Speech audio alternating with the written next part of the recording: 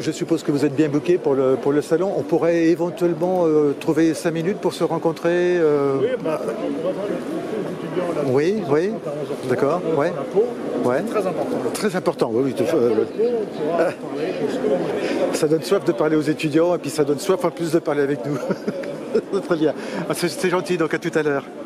Est-ce que vous pouviez, pour commencer, nous décrire un petit peu les étapes de votre carrière? J'ai commencé par faire maths sup, maths spé à l'école des pupilles de l'air à Grenoble, puis l'école de l'air à Salon de Provence, ensuite pilote de chasse sur avion SMB2 puis Mirage F1 à Cambrai, la 12e escadre de chasse, ensuite école de pilote d'essai à Postcom Down, pilote d'essai à Cazaux, sélection des astronautes en 85, pour ensuite intégrer l'entraînement à la Cité des Étoiles à Moscou en 86. Et là, j'ai volé en 92 sur Soyouz et Mir. Puis, je suis parti à la NASA en 95 pour intégrer la classe des escargots, que Jacques connaît très bien parce qu'il les a reçus chez lui, à Washington. Et ensuite, j'ai fait un vol en 99 sur la navette Columbia pour déployer le télescope Chandra, qui est un télescope qui récupère les rayons X venus des étoiles explosées. Et ensuite, en 2003, au moment de l'accident de Columbia, je suis parti à Cologne pour être le responsable de la division des astronautes, puis du centre des astronautes européens jusqu'à 2011, et je suis rentré en France en 2011. D'accord. Donc voilà pour votre cursus très bien résumé. Je vous en remercie. Est-ce que l'environnement même à bord de l'ISS, autrement dit, les différents moteurs, des frigos, même la respiration des êtres qui vivent à bord, est-ce que ça ne fausse pas certaines expériences qui sont faites là-haut? Est-ce que ça ne fausse pas les résultats? Et est-ce que dans une certaine mesure, c'est pas un petit peu de l'argent qu'on pourrait dépenser autrement, dans la mesure où beaucoup de ces expériences, 90 voire même 95%, peuvent maintenant, a priori, être faites sur Terre? Alors, il y a plusieurs questions, hein. Là, quand je vais essayer de répondre dans l'ordre. D'abord, savoir que les expériences que nous faisons dans l'espace sont des expériences pour lesquelles on a besoin d'apesanteur, c'est-à-dire une gravité nulle ou proche de nulle.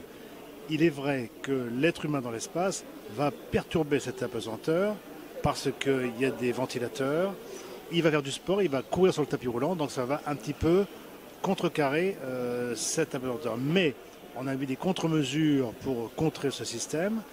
On a par exemple maintenant des tapis roulants qui ne tapent plus sur le paroi de la station, mais qui tapent dans le vide. Donc on va réussir à avoir le même effet au niveau du sport des astronautes en perturbant moins l'apesanteur bien sûr.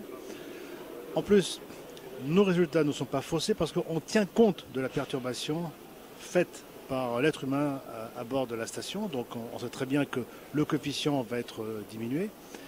Et il faut dire aussi que nous avons pour la première fois avec l'ISS, donc depuis maintenant une dizaine d'années, un complexe orbital qui fonctionne très très bien, avec des expériences de très haut niveau, sur de la longue durée.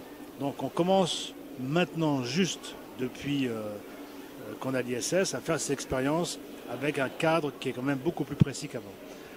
Alors ce n'est pas l'idéal. L'idéal, ce sera dans l'avenir d'avoir un petit module qui quittera l'ISS quand on aura besoin pour partir de l'ISS seul, sans les êtres humains, et faire des expériences en automatique. Et ensuite, on reviendra vers l'ISS pour récupérer les échantillons. L'idéal sera aussi, bien sûr, dans l'avenir, de faire une diffraction de nos éléments étudiés dans l'espace pour envoyer les cotations mathématiques vers le sol. Et pour ça, il faut une diffraction assez complexe avec des instruments qu'on n'a pas encore aujourd'hui. Donc ça, c'est un peu le futur. Et aussi, il faut dire que dans les programmes du futur, nous avons des expériences qui ne peuvent vraiment pas se faire au sol. Je pense à la croissance de protéines de cristal de protéines, qui sont des maladies, des molécules de maladies que nous avons au sol, que nous étudions pour faire les médicaments correspondants. Il est évident que ces molécules vont se dilater beaucoup plus en apesanteur qu'au sol, par leur poids, par le poids intrinsèque, même si le poids est léger. Et on arrive à avoir des structures qui sont beaucoup plus déployées dans l'espace, qui permettent de les étudier plus finement au niveau mathématique, et donc de faire les médicaments correspondants qui sont beaucoup plus précis. Mais on n'y est pas encore, c'est vraiment pour le futur. D'accord. Donc bien compris la nécessité d'aller dans l'espace pour encore un certain nombre d'expériences. Mais une des réponses que vous m'avez données pose une autre question. Alors vous me dites, ben oui, mais comme l'être humain il gêne, on va mettre les expériences dans une capsule et puis la capsule, on va l'éloigner un peu du vaisseau. Alors la question, elle est piège, elle est méchante, mais ça pose la question de la nécessité de la présence de l'homme dans l'espace. Est-ce qu'on ne pourrait pas faire ces expériences à bord de capsules inhabitées qui coûteraient beaucoup moins cher, qui demanderaient beaucoup moins sur le plan de la sécurité? Donc la question est très pertinente, c'est vrai, mais quand on regarde le total de nos expériences scientifiques, celles qui ont vraiment besoin d'une microgravité très précise correspond à environ 20 à 30%. Donc on a quand même besoin de l'être humain dans l'espace parce que la station spatiale aujourd'hui est toujours considérée comme un centre d'essai en apesanteur. C'est-à-dire que si on fait une expérience et pour une raison ou pour une autre, cette expérience ne fonctionne pas, l'être humain va être là pour la réparer.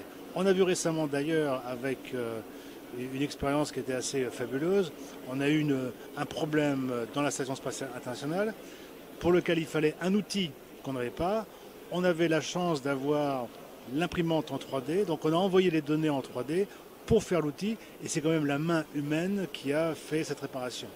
Je rappellerai aussi que pour l'ISS, qui est un ensemble comme un Lego dans l'espace de différents modules, tout a été envoyé de façon automatique.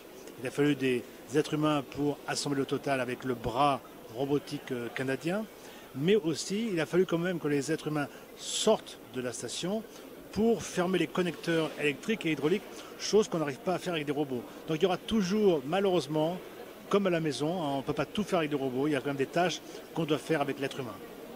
Vous dites malheureusement ou heureusement, parce que finalement ça contribue au rêve, à la poursuite du rêve. Non, c'est parce qu'on peut quand même, je pense quand même que dans un avenir, dans 50 ans, dans 60 ans, de même que le métro aujourd'hui a des lignes automatiques, je pense que nous aurons l'orbite basse avec beaucoup de programmes automatiques. Mais moi, je considère que l'infrastructure orbitale de l'exploration contient une orbite basse autour de la Terre, une orbite terrestre assez basse, pour des expériences automatiques, pour que les êtres humains viennent à visiter. Nous pourrons faire une plateforme de départ vers l'orbite lunaire ou l'orbite martienne pour les explorations du futur. C'est la poursuite du rêve. On a vécu donc le rêve de la conquête lunaire il y a quelques décennies maintenant. À l'époque, on nous disait Mars, en gros, c'est pour 1975, puis après c'était pour 1985. On est en 2015, on est quasiment un demi-siècle après, et toujours point d'homme sur Mars, et on ne sait pas trop si on le verra de notre vivant. Peut-être nos enfants, mais nous, c'est pas bien sûr.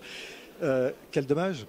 Est-ce que vous pensez, alors là je vais retourner sur le problème de l'ISS et puis anciennement de Mir, est-ce que finalement cette conquête spatiale humaine qui s'est un petit peu arrêtée quelque part, qui est devenue certes une conquête scientifique, une conquête de l'utile, on a trouvé, comme vous le disiez tout à l'heure, des médicaments, plein de choses, mais est-ce que ça n'a pas tué le rêve? L'homme sur la planète rouge, on commence à parler de l'homme sur les astéroïdes. C'est intéressant, il faut y croire. Et qu'est-ce que vous en pensez? Alors c'est une histoire qui est vraiment complètement claire pour moi. L'exploration humaine a commencé il y a 50 000 ans avec l'être humain qui a exploré à pied, à cheval, en vélo, puis en voiture, en locomotive, en bateau. Et récemment en avion, il y a un siècle, rappelez-vous, quand les premiers pilotes ont volé, on disait que c'était des fous volants. Aujourd'hui, il y a à peu près 100 000 avions qui volent par jour dans l'orbite, enfin dans le globe terrestre, à l'intérieur du globe terrestre.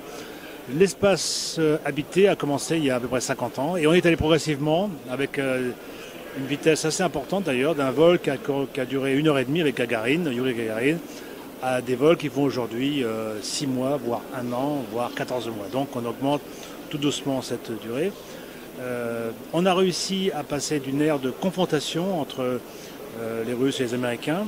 Chacun a eu sa réussite. Les Russes ont eu le premier être humain dans l'espace.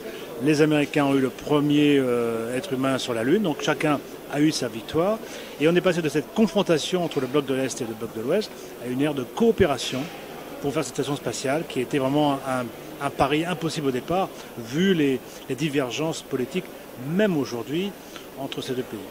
Donc c'est quand même une réussite incroyable et fantastique.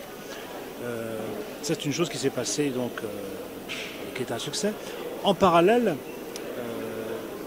la NASA et les pays partenaires de la station spatiale ont compris qu'il était important de travailler au-delà de l'orbite basse, donc d'aller vers l'exploration. Et donc dans les programmes spatiaux, la NASA devait payer le programme de la navette spatiale qui était très cher, le programme de l'ISS qui était très cher, le programme de l'exploration qui était très cher aussi. Donc ça faisait beaucoup trop pour un seul pays. Ils ont décidé d'arrêter le programme le plus vieux qui était celui de la navette. Donc on a arrêté la navette. En parallèle, les Chinois ont commencé leur infrastructure spatiale avec des vols qui ont bien réussi. Ils ont fait tous les exercices imposés, vol avec une personne, avec deux vaisseaux, avec une sortie extravéhiculaire et bientôt avec une station spatiale. Il est bien certain que je pense que les Chinois iront sur la Lune avant tout le monde. Mais en parallèle, les Chinois annoncent clairement et officiellement qu'ils sont d'accord pour la coopération avec tous les pays du monde pour aller dans l'espace. Donc c'est quand même une question géopolitique. Si nous allons sur Mars dans, supposons, 40 ans, alors que les Chinois vont sur la Lune dans 10 ans, est-ce que le reste du monde va accepter que la Chine aille seule sur la Lune pour éventuellement y exploiter des résultats inédits ou des richesses inédites, pendant que les autres vont attendre d'aller sur Mars? Donc ça, c'est quand même un point sur lequel je ne suis pas sûr qu'on laissera un seul pays, la Chine, sur la Lune. Et je pense que même si moi j'étais un partisan d'aller sur Mars, je pense qu'on ira quand même sur la Lune. Maintenant, le voyage... C'est là que la confrontation est intéressante finalement. C'est là que le voyage sur Mars est intéressant parce que en fait on va sur Mars pour savoir s'il y a de la vie sur Mars, s'il y a eu de la vie sur Mars, s'il reste de la vie sur Mars et pourquoi cette vie a disparu. Si ces résultats, on arrive à les connaître avec des moyens automatiques, pourquoi dépenser de l'argent, comme vous l'avez dit tout à l'heure, pour aller sur Mars? Donc pour moi il y a quand même il est très important de continuer à faire des opérations dans l'espace pour être capable de faire n'importe quelle tâche nécessaire pour préserver l'humanité. Et une des tâches à laquelle je pense régulièrement, c'est d'envoyer des êtres humains à intercepter un astéroïde pour dévier la trajectoire d'un astéroïde de la Terre. Il y a un groupe qui travaille sur cette mission depuis déjà plusieurs années. On commence à avoir des accords au niveau mondial sur cette mission qui est très complexe. Et là, on protège vraiment la Terre. Et dans les missions de protection, on a toujours plus de budget que pour les missions scientifiques. Donc bientôt un nouveau Bruce Willis pour rejouer Marguerite et ce que c'est dans la réalité. C'est vrai qu'il y a un astéroïde qui va passer pas loin de nous, je crois en 2029 ou 2050, qui revient encore en 2056. Et on a deux chocs d'astéroïdes assez importants sur la Terre tous les siècles. Donc on va en avoir, on en aura. Espérons donc que l'homme sera là pour préserver la planète. Michel Tonelli, merci.